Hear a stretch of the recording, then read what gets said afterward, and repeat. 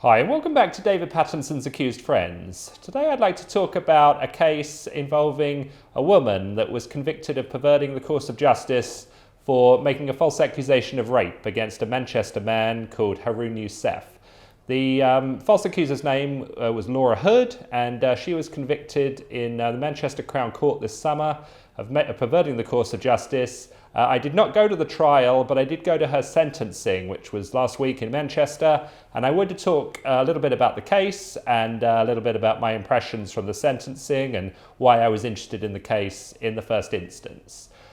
So Laura Hood was a girl in her mid-20s. She lived in Stockport, just outside Manchester. And in January 2017, she went on a night out to the Revolution Bar in the Deansgate Locks area of Manchester.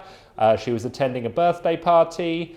When she was at the birthday party, she lost her phone, but took a taxi ride home to her place in Stockport. And when she arrived home, she talked to her mother. This was in the early hours of the morning, and she told her mother she'd been raped by the taxi driver. And the mother and the stepfather immediately called the police, and the police came round to interview Laura Hood about, what had transpired with the taxi driver. And she said, her story essentially was that the taxi driver had stopped the taxi and, raped her in the taxi and then had driven her home. And, that was basically the story. So she identified a man. The police then went to the Manchester Piccadilly station and arrested the man that Laura Hood had suggested had raped her, who was her taxi driver, Mr. Yousaf, and this began this proceedings of, investigating Yousaf. He was interrogated for 20 hours. He had to provide a semen sample. He had to, be looked into in a careful way. But cut a long story short, it turned out that there was no evidence that he'd raped Laura Hood because he told police he had a tracker in his taxi. And when the tracker was looked into for its data, it showed that he'd picked Laura Hood up. He'd stopped with her at a cash machine, which she'd requested, and then he'd driven her straight home. And there was nothing on the tracker to suggest there'd been any other stops or any detours which Laura Hood had claimed. So once this had been established, Laura Hood was then charged by the police for perverting the course of justice. And, this began this countdown to her trial where she was eventually convicted of making this false accusation of rape.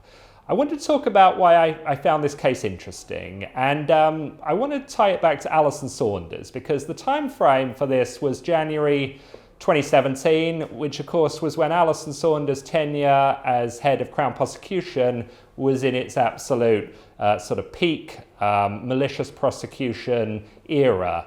This was when, all accusers had to be believed no matter what.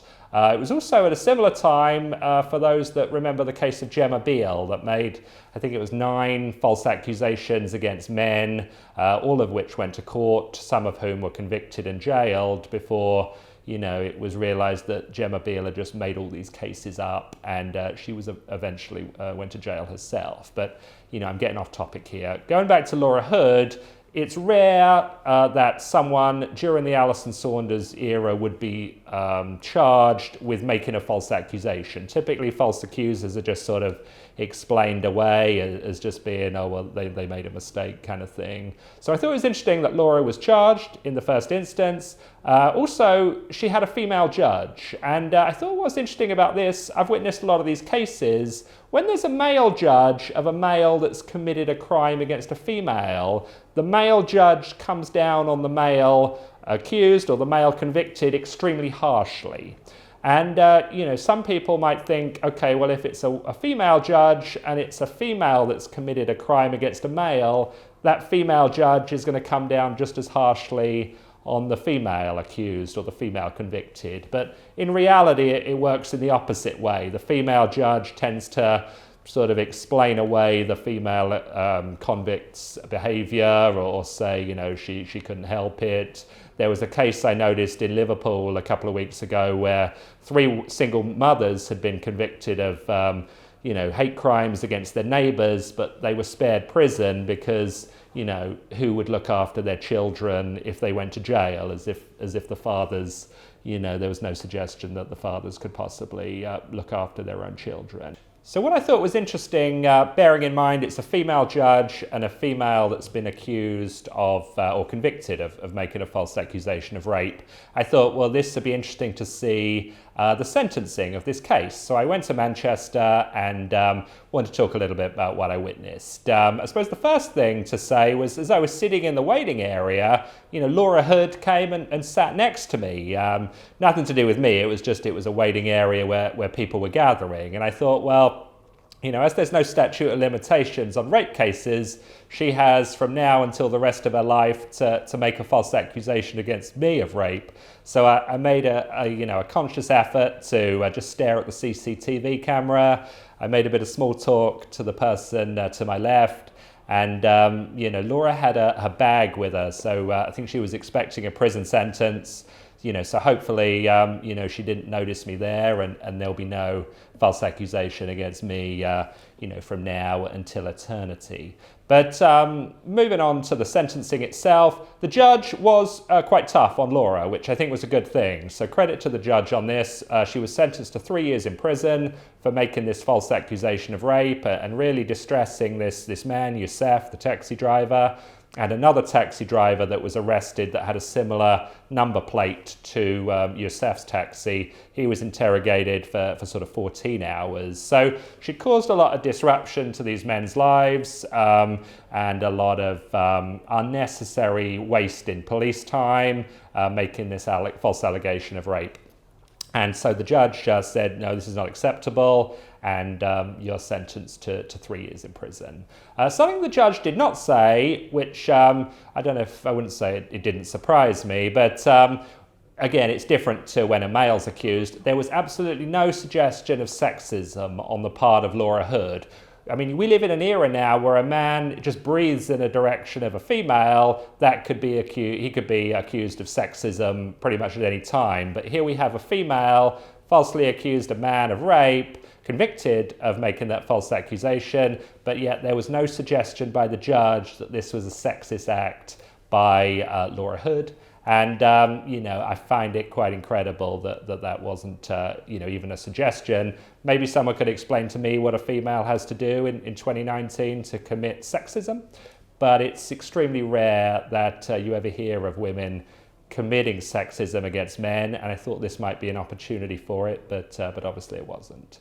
Also in the courtroom was Laura's mother, her father, and her stepfather, and I think that I just want to talk a little bit about Laura's background from what I learnt. She was someone who was well thought of in her work and by her friends. She didn't have any criminal record before this case, and she also had quite a checkered background related to mental health or depression, I would say is a better description, drug use, alcoholism.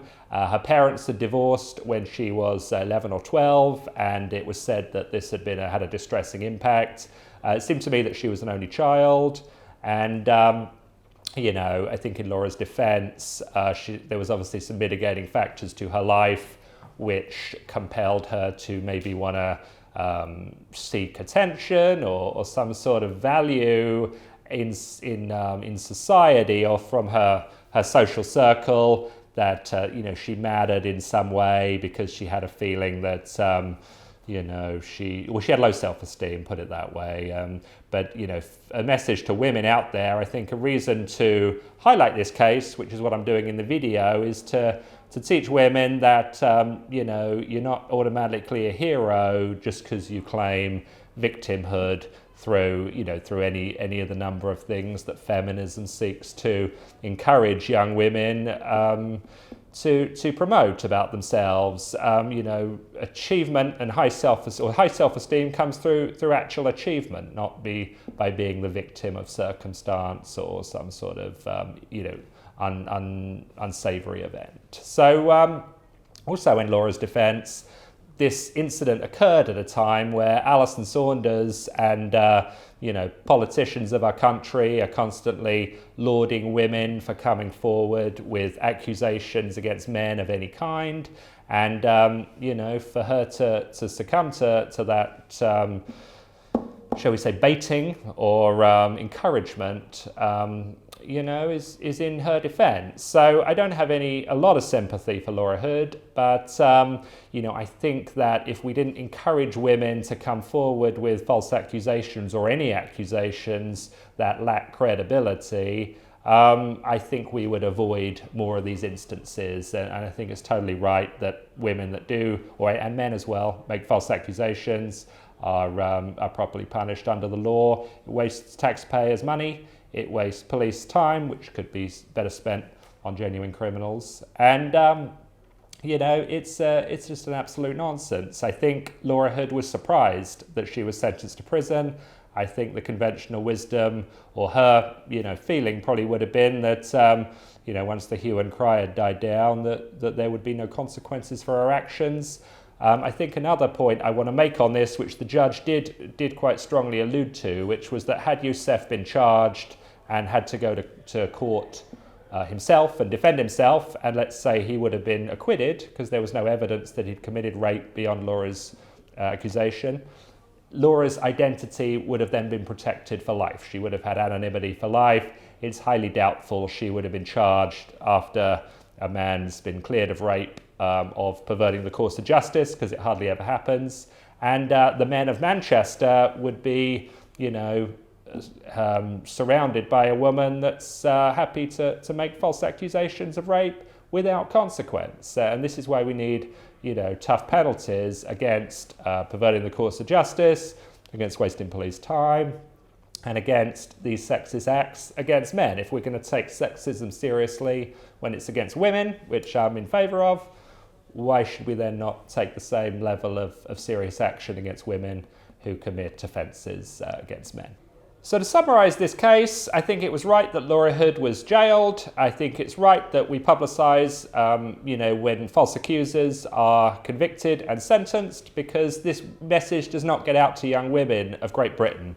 They think they can make false accusations with impunity. The feminist movement and the justice system, by and large, protects them from their negative behaviour. And I think if we're going to take sexism so seriously, when it's crimes against women committed by men, which I support, then we need to take equally seriously sexist crimes committed by women against men. So thanks for watching this video, and see you soon.